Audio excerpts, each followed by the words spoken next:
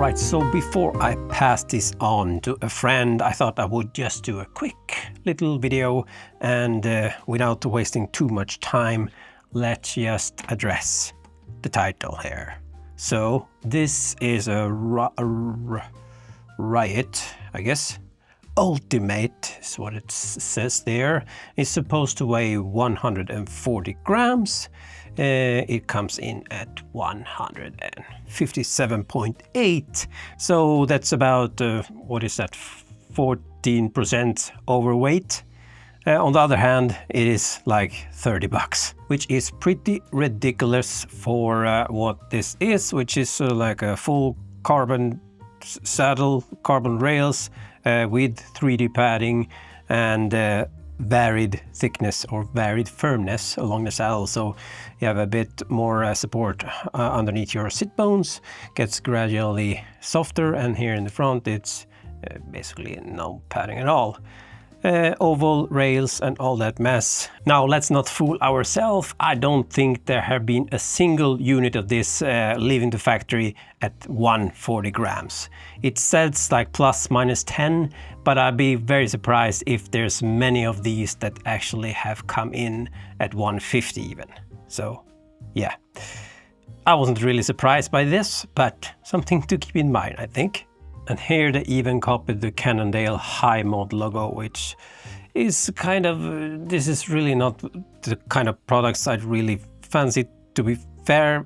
Basically just good doing copies of stuff. But I kind of wanted to try one of these 3D printed saddles and see what the fuss was all about. But I definitely didn't want to pay.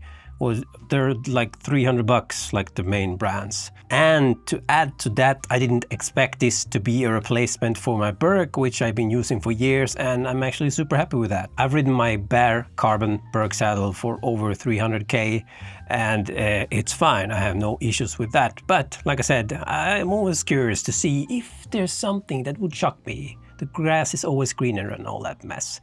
So I wanted to try the 3D padding and see. Yeah, for myself. Then I can just dismiss this after that. And $30 is quite a bit cheaper than 300.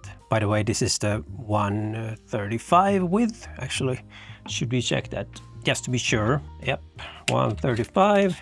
And from the shape, it's kind of in the short nose category. This one is 145, but the usable length is maybe 135 or something like that. To reference that, my Berk Lupina is 180, so yeah, definitely kind of a short nose saddle. And the reason I picked this one was basically this kind of looks like a very similar to the Pro Stealth, which I used in the past, which was okay. That's why I thought the shape would still fit me. But yeah, I've ridden this maybe 5 times now, and the longest ride was probably around 130k, and it's definitely not a Berk replacement. The magic of the Berks is that like the shell flex, and while this has a little bit of flex in the shell, it's definitely not the same thing as the Berk saddle. Of course, the padding here, it's like when you just sit on the saddle, it's like, oh yeah, this is pretty nice. But after 100k, that's when the proof comes to the pudding. No, that's not the way you say that. And it's definitely not as comfortable for me. And I honestly think it's actually too much padding for me at my weight and everything like that. So yeah, like the cockpit logos, that stuff aside, yeah, like build quality wise, I have nothing to complain about really. That this only cost $30, it's kind of mind-blowing.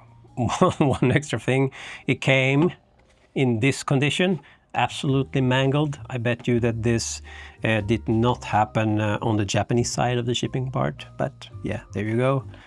Maybe that's the actual model number if anyone's wondering.